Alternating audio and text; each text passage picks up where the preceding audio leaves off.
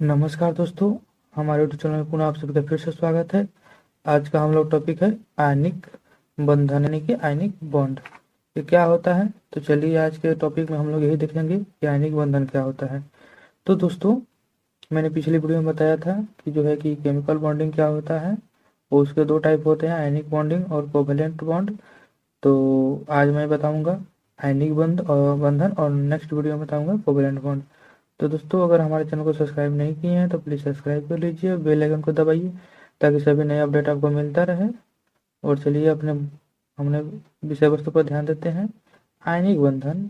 तो दोस्तों, इस बंधन में क्या होता है कि जो है आयन जो है कि अपने इलेक्ट्रॉन जो है कि परमाणु अपने इलेक्ट्रॉन का हस्तांतरण करके जो है कि बंधन बनाते हैं, उसे हम लोग बोलते हैं आयनिक बंधन। तो चलिए देखते हैं, सबसे पहले से एग्जाम्पल लेते हैं।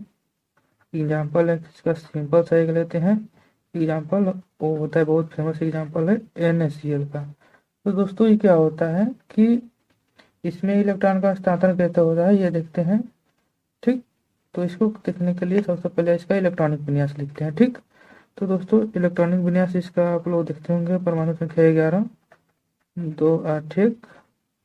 और Cl का होता है जो परमाणु संख्या 17, 2 8 7।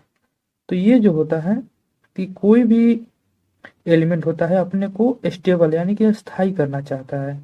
जैसे कि इसके ये बारहवीं कक्षा में एक इलेक्ट्रॉन है और एक यहाँ पे 7 है। तो या तो ये अपने को एक इलेक्ट्रॉन है तो या तो किसी को दे देगा, और नहीं तो यहाँ पे 7 है तो किसी से लेकर अपना स्टेबल हो जाएगा, यानी कि अस्थायी होना चाहता है कोई भी इलेक्ट्रॉन, कोई भी एलिमेंट। ठीक। तो इसको स्टेबल होने के लिए क्या करना पड़ता है कि ये अपना एक इलेक्ट्रॉन एक क्लोरीन को दे देता है, और क्लोरीन जो होता है एक इलेक्ट्रॉन इससे ले लेता है, और दोनों एक दूसरे से जुड़ जाते हैं। तो जिस बॉन्ड से जुड़ते हैं, जिस इलेक्ट्रॉन को जो है कि ट्रांसफर करके लेकर या देकर जो है कि जुड़ते हैं, उससे हम लोग बोलते हैं आयनिक बॉन्ड। आयनिक बॉन्ड यानी कि उसी बॉन्ड आयनिक बॉन्ड के कारण ही जुड़ता है। तो चलिए इसको देखते हैं हम लोग कैसे आयनिक बॉन्ड से जुड़ता है। तो दोस्तों, ये जब अपना एक इलेक्ट्रॉन दे देगा, ठीक, वो इलेक्ट्रॉन तय कर दिया, तो N प्लस के फॉर्म में आ जाता है, और ये जो ये त्याग किया उसको ये ले लेगा। ठीक। देन ये आ जाएगा Cl माइनस। माइनस ये बताता है कि ये किसी से एक इलेक्ट्रॉन लिया है, तो ये हो जाएगा जो है सो कि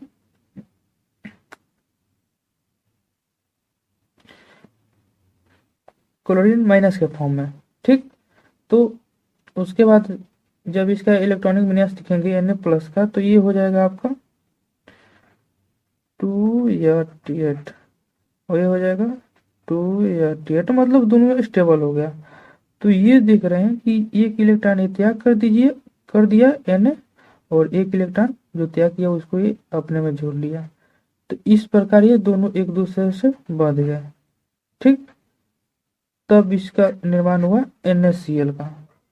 तो दोस्तों, इसी तरह ये होता है आयनिक बॉन्ड, यानी कि इसमें जो होता है कि जो परमाणु होते हैं अपने इलेक्ट्रॉन का हस्तांतरण करके, ठीक, जो है कि अपना बॉन्ड बनाते हैं, इसे ही बोलते हैं आयनिक बॉन्ड। ठीक। चलिए आपको दिखाते हैं कैसे इलेक्ट्रॉन का जो है कि हस्तांतरण होता है। जैसे Na हो गया। ठीक। तो Na के बाहरी कक्षा में जो होता है एक इलेक्ट्रॉन होता है, मान लीजिए एक इलेक्ट्रॉन ये हो गया, और क्लोरीन जो होता है, क्लोरीन क्लोरीन का 7 होता है, 2 4 6 और एक 7। ठीक। तो ये तो पेयर में है, ये अनपेयर है। ठीक।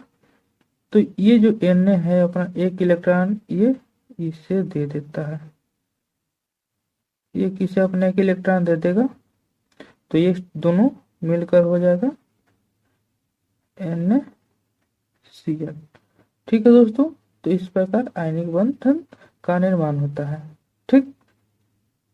तो चलिए इसके बाद हम इसका जो है कि डिफिनेशन ले लेते हैं। आप लोग एग्जांपल देख लिया, आप लोग समझ भी गए होंगे, आई होप आप लोग को समझ में आ गया होगा। तो इसका डिफिनेशन जो होता है वो होता है कि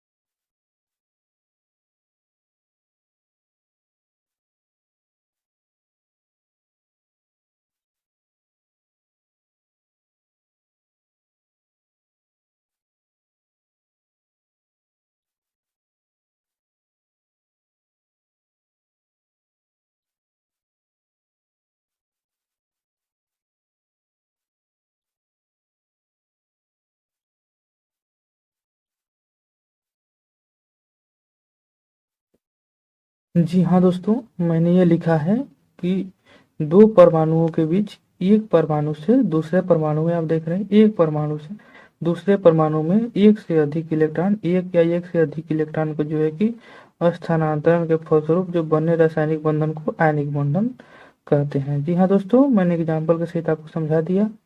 तो दोस्तों आई होप आप लोगों को समझ में आ गया होगा कि आयनिक बंधन क्या होता है। इसके बाद भी अगर आपके पास कोई क्वेश्चन हो तो हमारे कमेंट बॉक्स में दे सकते हैं, और हमारे चैनल को अगर सब्सक्राइब नहीं किए हैं तो प्लीज़ सब्सक्राइब कर लीजिए, बेल आइकन को दबाइए ताकि सभी अपडेट आपको मिलता रहे और आप रेगुलर स्टडी करते रहे। Thank you.